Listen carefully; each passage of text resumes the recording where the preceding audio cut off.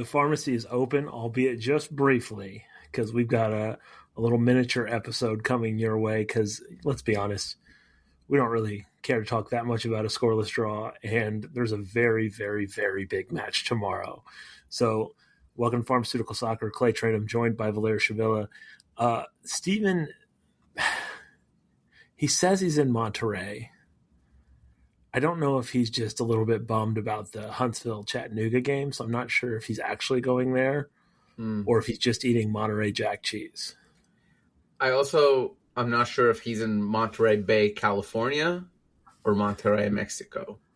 Or he's petting a manta ray. Yeah, there's just a lot of open-ended questions here, and we will never know. We shall never know. Well, this is going to be a little bit of a shorter episode because, one, Valair and I tend to go for over an hour, and there's no need for that because everything we talk about is going to dissolve in about 30 hours time. Max. Yeah. We're going to try to get this to your ears as soon as possible. Yeah. So before we do that, first off, before we talk about any of the soccer, Valair, how was your weekend? Good, man. Good. It was good. I thoroughly enjoyed the Premier League. Have you heard of that league before? I'll let you know in a few hours.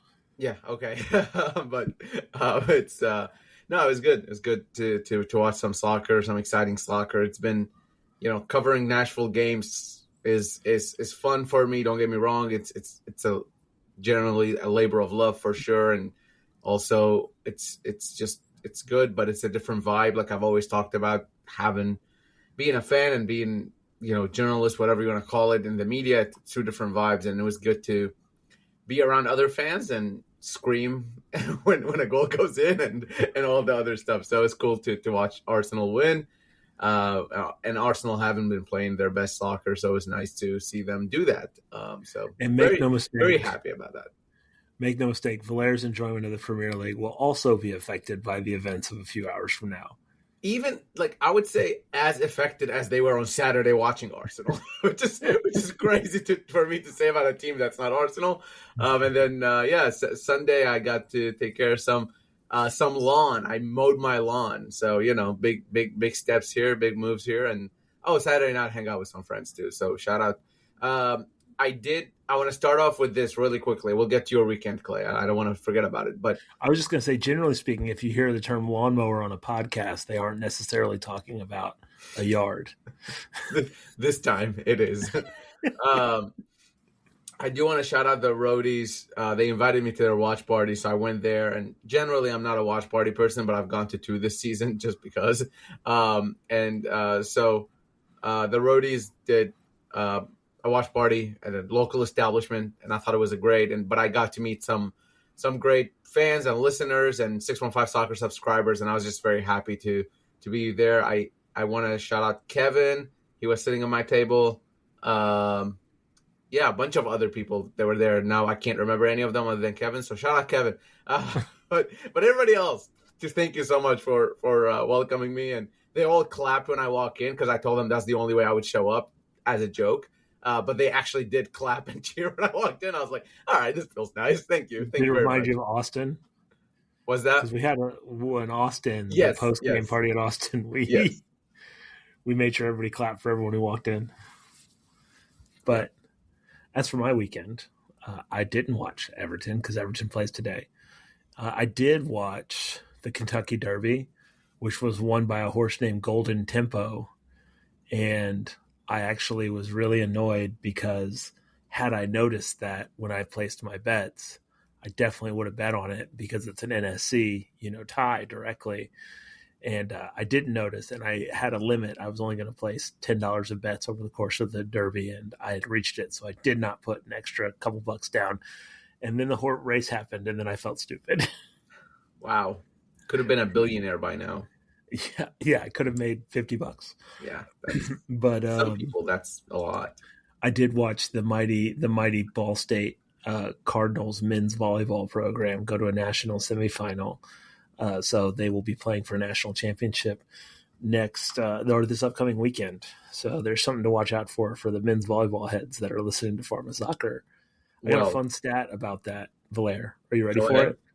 Go ahead. So Ball State is the second winningest program ever in the sport.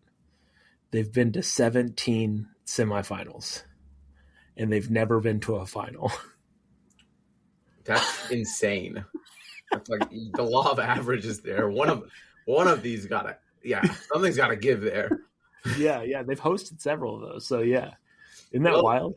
Speaking of semifinals, exactly. That's where I was going with it. Nashville are in their first Champions Cup semifinal, and I don't know. What do you think? Clay? Well, I would feel a lot more confident if Sam Surridge was healthy. Yeah. I'm like keeping my fingers crossed that there's a little bit of gamesmanship going on, but I do not think that's what's going on. I just came back from the press conference with BJ Callahan and can confirm that Eddie Taxeth and Sam Surridge will both be missing this match. Otherwise, everybody else is healthy, but these are big misses, obviously, for Nashville SC. But I do want to talk about the first game a little bit more because we never really covered it on the show, and we're not going to go into it like we usually do, like, super deep. But I do think it's important to mention just how, I think, to me at least, it seems like the quality jump from Inter Miami Club America to Tigres was pretty evident, I would say. And the other thing is that I think Nashville fell into the same thing that they've done both against Club America and Inter Miami at home, which is not playing to their best. The only difference is that they got a result in the other two, and they weren't able to get a result against Tigres. But I think anybody who saw Nashville play, they noticed that there was something missing, and it seemed like there wasn't, like, it didn't seem like they didn't have the quality to do it. It just seemed like they couldn't connect the right way. I am not inclined to build up Tigres to the level that some others have, because Tigres has been a team that has given up goals this year to MLS opponents. They are a team that has been a bit up and down, just as Club America was. And I think that the opportunities were there for Nashville had they played well. Now, obviously, Tigres has a big impact on whether a team plays well or not well against them. Like, you can't discount that. But I do think it's also fair to say that that was one of Nashville SC's worst performances of the year. And some of those things from that performance were not necessarily things driven by Tigres. I mean, the midfield was shaky. The passing was off, more so than it's been in a long time. And fortunately, Brian Schwalke had one of his best performances ever for Nashville to have Nashville still in this. I don't think that it's a foregone conclusion that it's just going to be an ugly day down at Tigres. I mean, Nashville is not Cincinnati earlier this year. Like, Cincinnati's playing better now, but Cincinnati was playing terrible when they went there and gave up a bunch of goals. I don't think this is that team. And so I am, obviously, it's a big ask, because it's not just that you're going down into Mexico, you're playing somewhere where they've never lost, to an MLS team. There's a lot of these factors going on. But I don't think the gap in quality is so much that Nashville shouldn't be going into this match thinking they're destined to lose, even without Sam Surridge. And I don't think there are enough players to get a result down there. I mean, we just talked to Hani Mukhtar, and he was as determined as I've ever seen anyone ever about anything. He was very, very mentally strong. And I tweeted this out, but this was one of the best press conferences I've ever been a part of. Like, he was so, and this will be available on the YouTube channel for 615 Soccer later, but he was so locked in, and I just don't think I've ever seen him this locked in, which is crazy for a guy who is usually the most locked in out of everybody else. I do think there was a level of Tigres, like I said, that kind of raised Nashville's level with it, if that makes sense. And the only reason I'm saying that against Club America and Inter Miami, and I don't mean Tigres has, it's miles away from Nashville in terms of quality. I don't think it's that strong. I don't think it's that, say, like Nashville doesn't have a chance or anything like that. It's not any of that. But what I noticed is that the first 10 minutes, Nashville came in, huffed and puffed, did everything they can, got that goal. Unfortunately, it was offside. Then what we saw was 20 minutes of Tigres pushing Nashville like no other team has this season. I mean, they were in total control with and without the ball, by the way. And like we saw guys like Patrick Yazbak, who usually don't struggle to that extent, just being unable to do it. And I think that 20 minutes really, what is the word? Like shook Nashville in a way. And they were never able to go back to their sort of calm and collected self. And they just it felt very, very disjointed. And I think a lot of that had to do with how good Tigres were. But also, like you said, I mean, there were some things that Nashville could have done better. And we just cannot underestimate the impact of Sam Surridge not being there. But not only that, to have a game plan where Eddie Taxet is there, and then all of a sudden you have Matt Corcoran. Now, Matt Corcoran is not a bad player by any means. But that game, in its intensity, in its level of intensity, would always favor somebody like Eddie Taxet, who can run around and make those tackles and be a destroyer, than somebody like Matt Corcoran, who's, he's capable of doing those things, but that's not his strong suit. It's not like Eddie Taxet. So I think these things have to be said as well. Well, and I think you've got to look at the like you mentioned, the game planning side of things, because you look at losing Taxet early, but also you're planning on having Sam Surridge in that match. Like, he gets hurt on the last play against Charlotte, and you have a couple days where you probably won't have him for a Tuesday night match, but in this case you have over a week of planning how to attack a Tigres team, knowing that you're missing a midfielder you had planned on starting, and you're missing one of the best center forwards on the continent, and so you can kind of plan your next move, knowing that.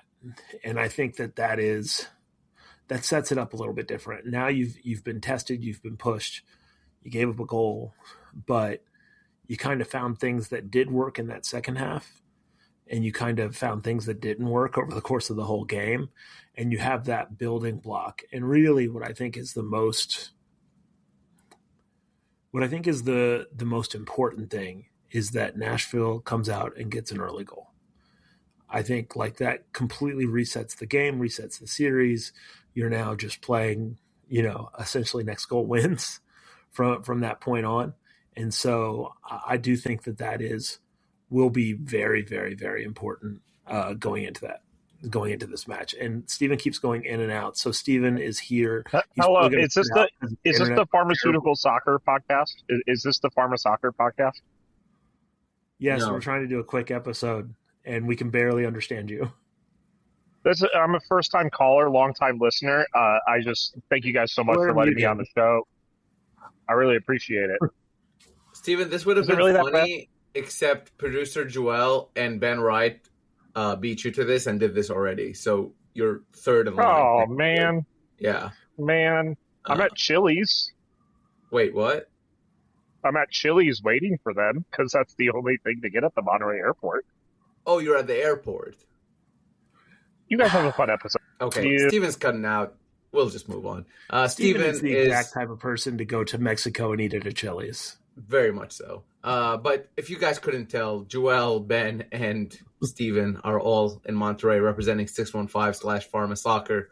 So we're very happy for them. But very angry that I can't be there. I had to choose my words a little bit there. But I do want to talk about this one thing that I think spans both the Tigres game and the Philadelphia game, which I know we're not spending a ton of time on the Philly game, but I want to say, like, Warren Madrigal is great off the ball. Like, one of the best forwards off the ball I've seen Nashville SC ever have. His selfless, like, work ethic it's incredible. His flexibility and versatility, where he can play on the wings or through literally any position of the front four, he can take care of that. But man, he definitely is not Sam Surridge when it comes to being in the box and being a finisher. And this is not a knock on him. You're asking a guy who is coming in his first season in MLS, who is 20, 21, I think, years old, to come in and replace a guy competing with Messi for the Golden Boot. You know what I mean? Like, it's not a fair ask. And also his role hasn't been the same since he came in. He hasn't been playing as a striker really a whole lot. So this is all kind of new to him. And this is not a knock on Warren Madrigal. It's more so to say Nashville are missing Sam Surridge.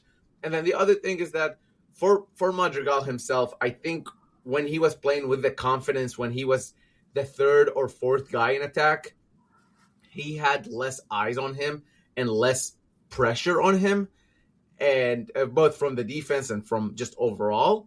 And I think that really helped him shine because he wasn't being covered as much as Surridge and Mukhtar.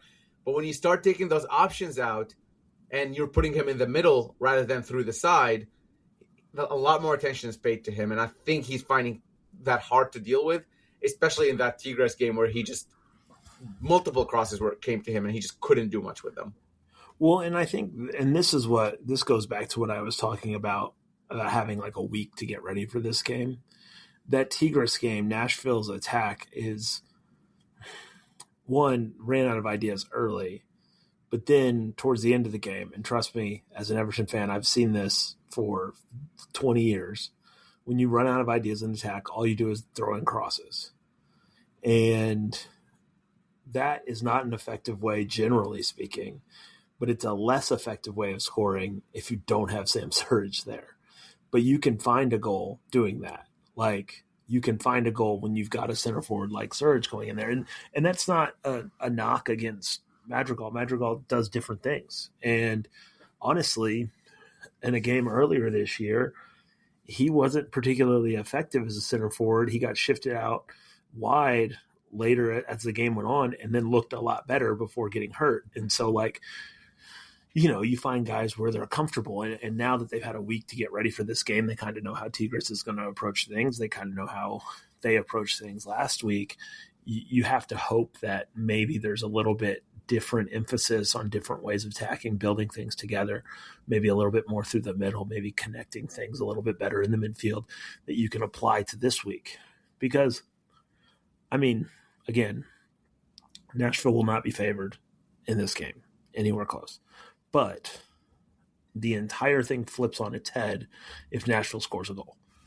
Because if Nashville scores a goal down there, it is a different game and a different can of worms as far as what Tigres has to account for. It's simply a win or go home scenario. Yeah. That's all it is. And Nashville got experience in that in the Open Cup last season. They have experience in that, obviously, through CONCACAF Champions Cup. I know they tied all their games, but they still needed to score. And that's pretty much what Hani Mukhtar was saying today, of like, Nashville needed to score against Miami and against Club America in their stadiums. Nashville needed to score against Tigres, period. That's really what it comes down to. So the mission in a lot of ways doesn't really change. The only thing, obviously, is that one goal, it's more likely than not enough in this. And you need a second goal, if not more. And that second goal is only better for Nashville because then they take the away goals. Right. But yeah. I think I think based on winning here 1-0, Tigres will be going into this. By the way, they won their playoff game 3-1 against Chivas, who are second in Liga MX. So there's a lot of confidence in the Tigres camp right now. But that could flip. And that's what I was telling people yesterday as well when they were asking me about this. In these games where it's win or go home, you have one single game to kind of decide where you're going. The decisions just become so much more important, the decisions you make within the game. And yes, that could obviously be detrimental to Nashville, but like red cards can happen. You know what I mean? Like stuff like that is very possible in these high intensity games. And you see them in semifinals all around the world. And it changes everything right away. So I don't, I think more often than not, MLS teams have gone to Liga MX teams and struggled massively. I don't see this being a Okay, let me rephrase that. I don't see this being an issue for Nashville from a lack of effort perspective. I really, based on what this team has shown us this season, based on the way they carry themselves, based on their mentality so far this season, this is not going to come from a lack of effort. Maybe at the end of the day, Tigres takes it home because they are the home team and they have the advantage and they have the fans and they have the players. But at the end of the day, I think whatever happens, I believe, and then maybe I'll be proven wrong, I don't know, I believe that Nashville SC fans who watch this game will be proud of the performance that this team puts in, regardless of the result. And I think that's been something that BJ Callan has been working towards for a long time, where the performance in itself is the process itself is the most important thing. And that's why when we're starting to see these results come through, it seems like such a routine thing because it's the same process repeated over and over, and it's now actually working. Okay, so we've talked about what needs to happen. We've talked about, why this is why this is still a winnable matchup for Nashville SC. What do you think actually happens? How do you envision this game playing out on Tuesday night? I think Nashville SC are going to come out swinging again, and I think their whole plan will be to catch Tigres off guard a little bit. Tigres as the home team just will be looking to take control of the game and to maybe be a little bit more on the front foot from the jump. And I just don't think Nashville is going to let them do that. That said, that means there's going to be space to exploit at the back. And if Tigres score that first goal, I don't want to say it's game over, but it's going to be hard to come back from that. So I don't know. I don't see this being like open game. I think one of the teams is always going to be a little bit more reserved, and it just depends on who gets that first goal and is able to kind of complete that. I think it also tells me that Tigres will play with a lot of confidence. Again, they beat Nashville away. They beat Chivas. They're coming into their house with a bunch of their fans. I think they're going to be calm, and they're going to be doing what they did in that second half against Nashville. I don't know if you remember. Like, it was so – it was like, yeah, Nashville, go ahead, have the ball, but we're controlling the games. We're the ones sort of being in charge here. Waste 25 minutes and get it called 5 minutes at the end. Yep. I'm being hyperbolic, but it was awful to watch. I think that we're going to talk about the Philly match in the second segment for a little bit, but I wouldn't be surprised if the first 15 to 20 minutes looks like the last few minutes of that Philly game where it looked like either team could score, and it's a matter of who actually breaks through. I think both of these teams are going to be coming out wanting an early goal, because Tigres gets an early goal, they're going to feel really confident seeing it out. If Nashville gets an early goal, it's going to be interesting. I do think that if Nashville scores early, and I think that they might, I really think that we're going to see something from Nashville early on. The following 20 minutes after that goal is going to be a batten down the hatches sort of thing. Mm-hmm. How many times have we seen that when a team gets the goal they need, and then the other team, which on paper has significantly more talent, really, really turns the screw and it gets really, really intense. And if Nashville can weather that, I'm really going to like their chances, because that's when the frustration builds. And I think we saw that a little bit, like towards the end of the game. Yeah, Tigres is like, we got the one goal, we're going to settle in, we'll kick it out. But Tigres really pushed to get a second goal there for a little while in that game, and they couldn't break through. And once they couldn't break through, they settled down.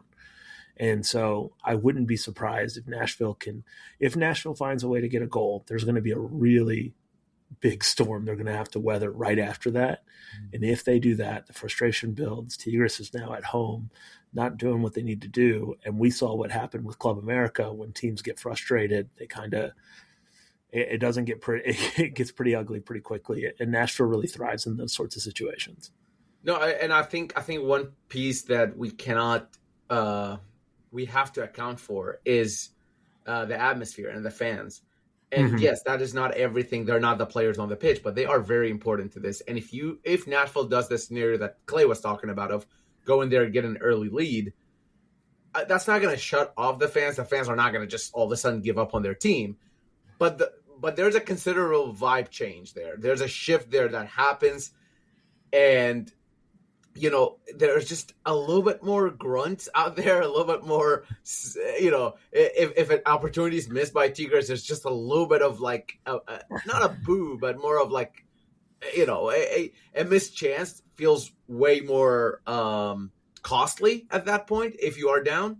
And I think that's felt throughout the stadium. And I think Nashville can use that to their advantage if they are able to achieve that first goal. Now, if they're not able to achieve that first goal, I think they are going to feel the opposite of that, the immense pressure of an atmosphere that's whistling at you as soon as you receive the ball.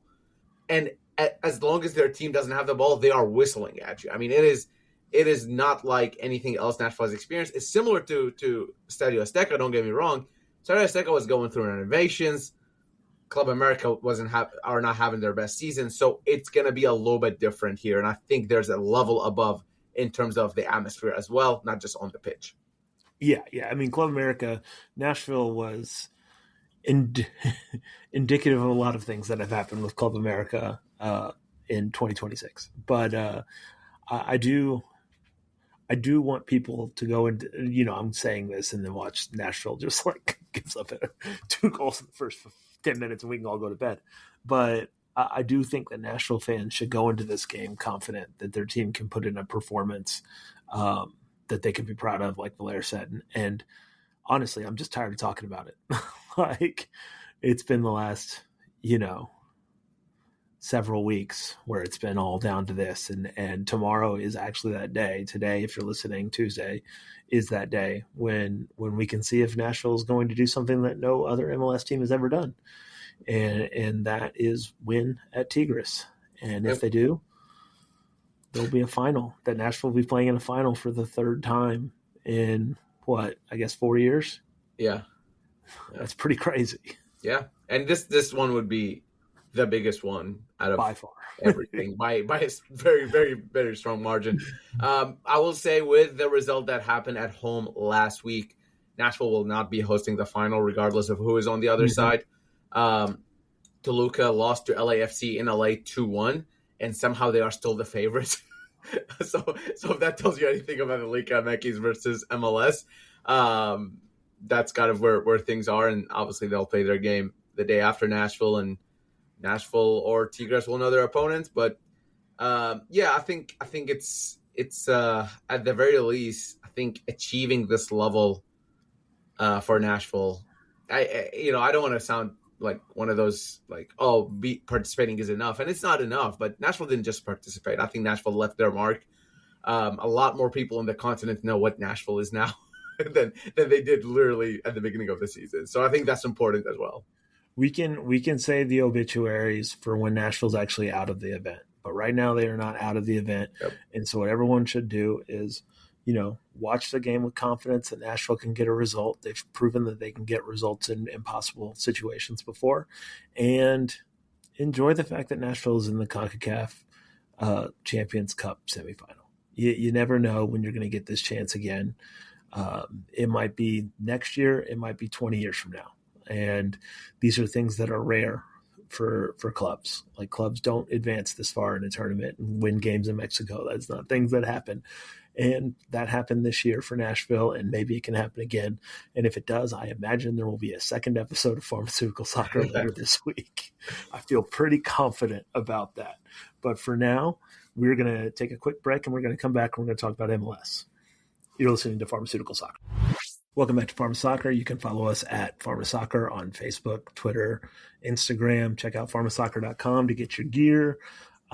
Leave us a 5-star review. You know what, Valair? I never looked to see if we got a 5-star review last week. Maybe I should do that while we're on air. Well, while you do that, let me tell you guys about where you can get some pharma merch at pharmasoccer.com, but also you can get 615 Soccer merch now at 615soccer.com.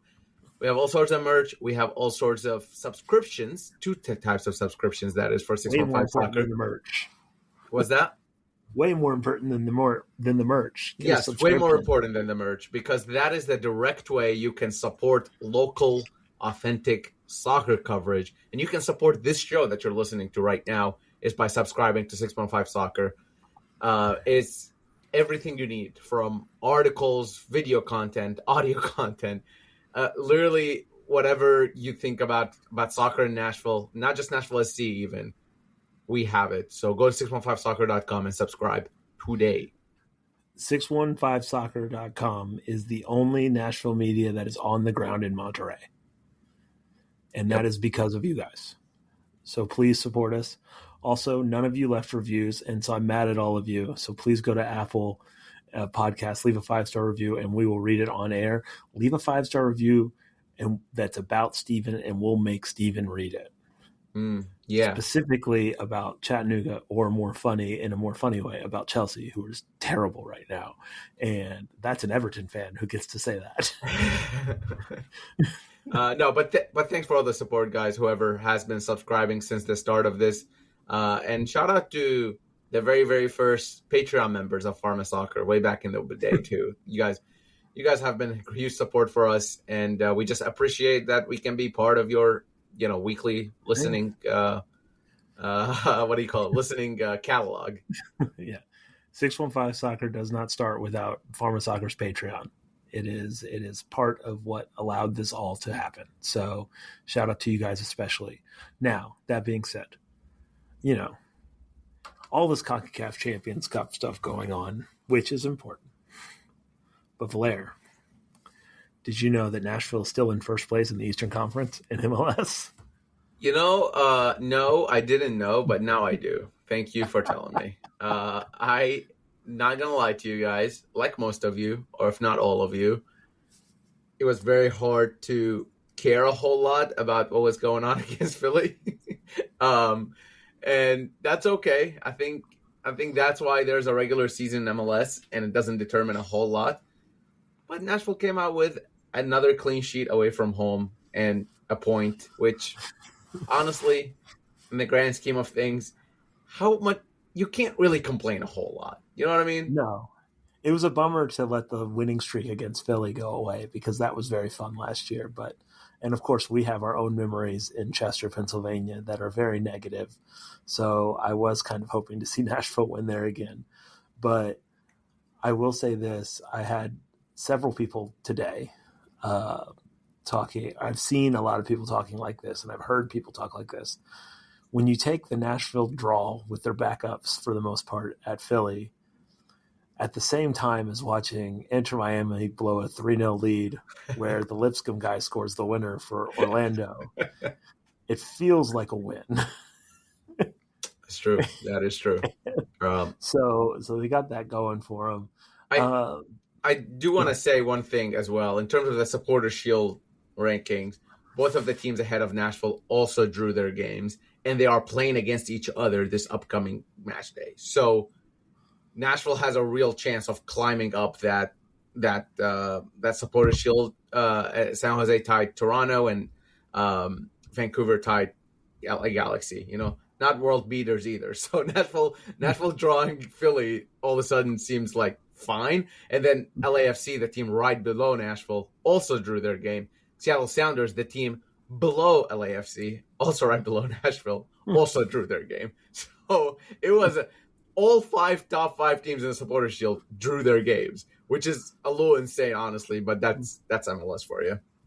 Yeah, I mean, that seems about right. I imagine we're going to start seeing some of the West Coast teams drop some points here and there too, because they've just been on it. They've been on an even crazier tear than Nashville in MLS play.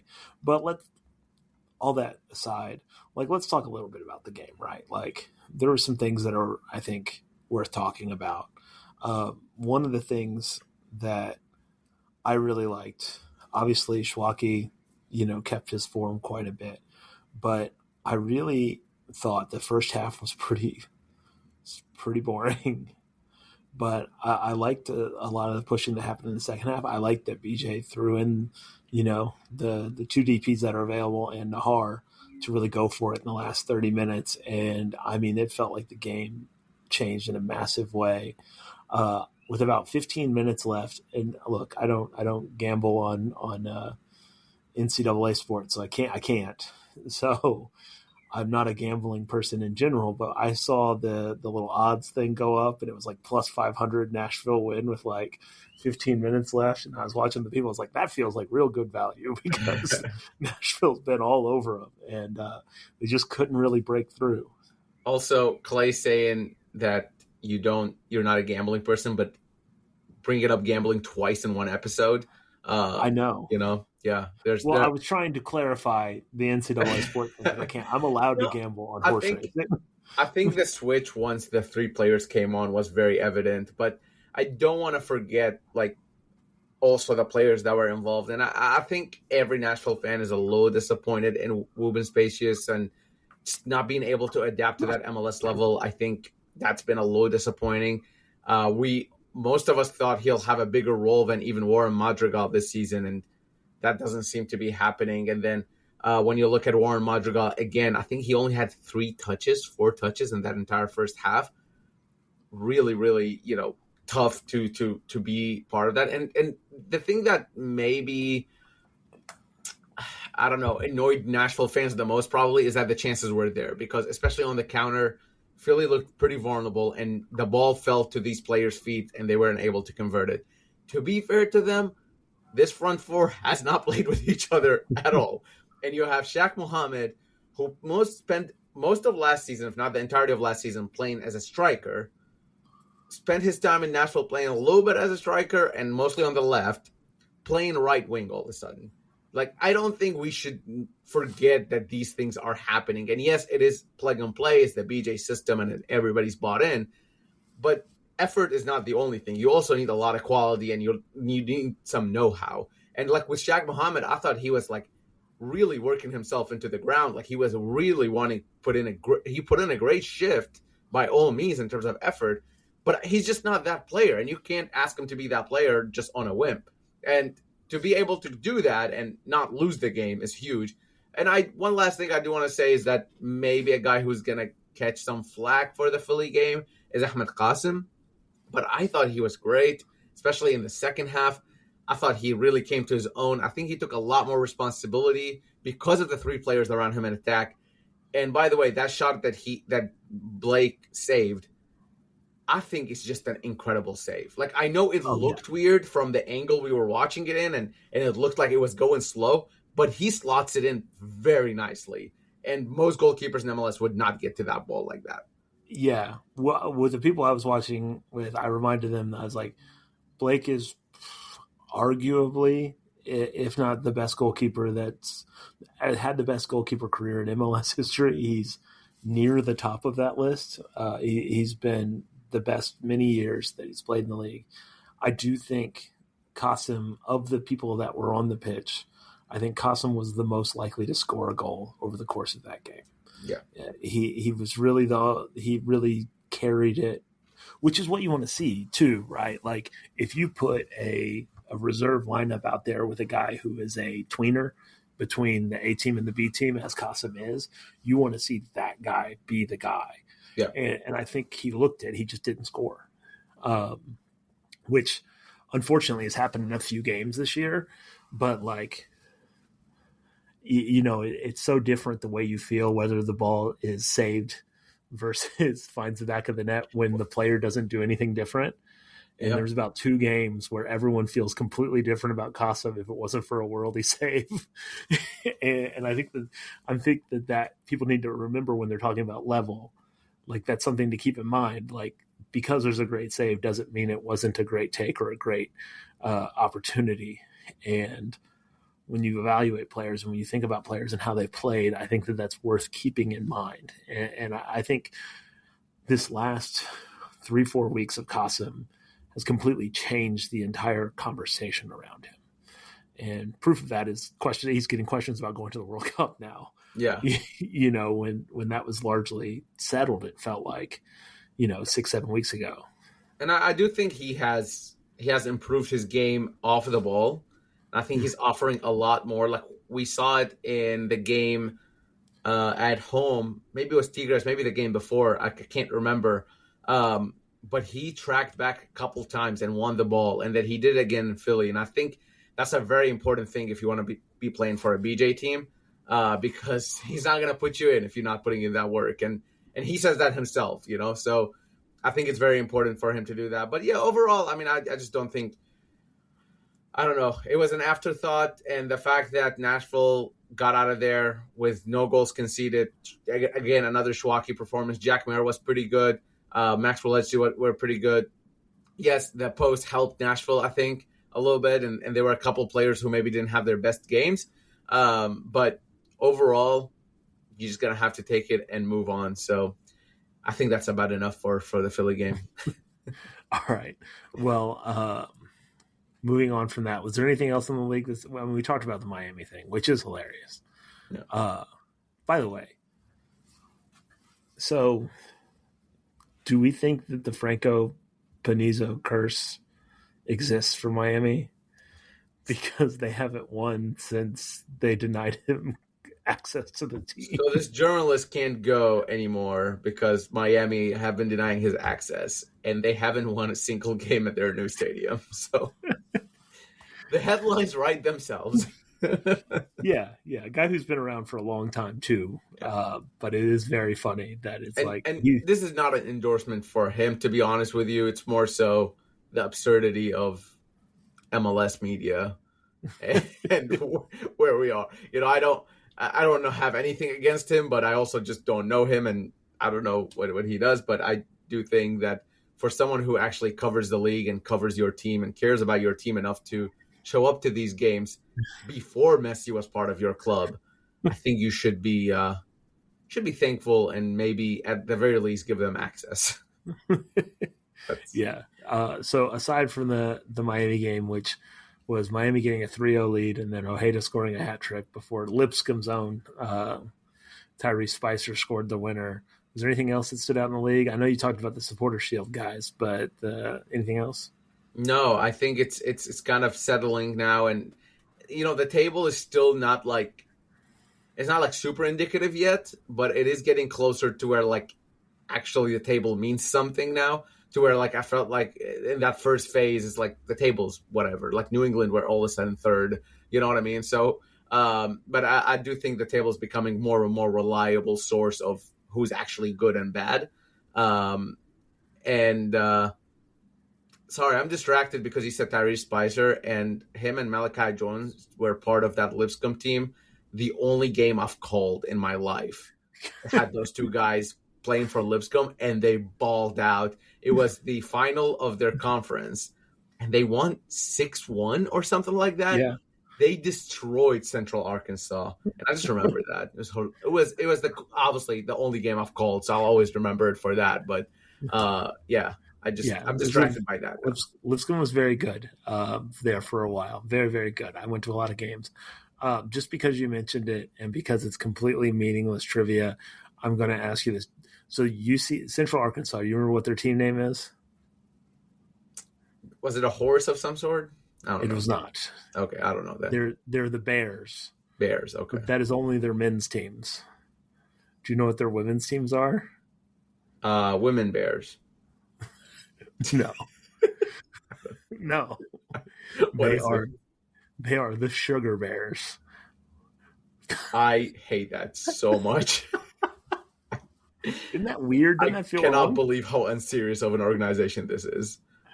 So shout out to Conway, Arkansas, man. Any of our listeners from Conway, Arkansas, shout out to you. I've been there several times.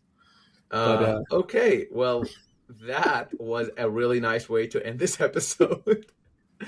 Clay, give me a prediction. I know we talked about it, but I want to hear the prediction. Well, first off, because we don't know that there's going to be an episode later this week, right? Do you want to preview DC United, or do you just want to give a prediction? No, I don't want to talk about DC United. Let's act like that's not going to happen.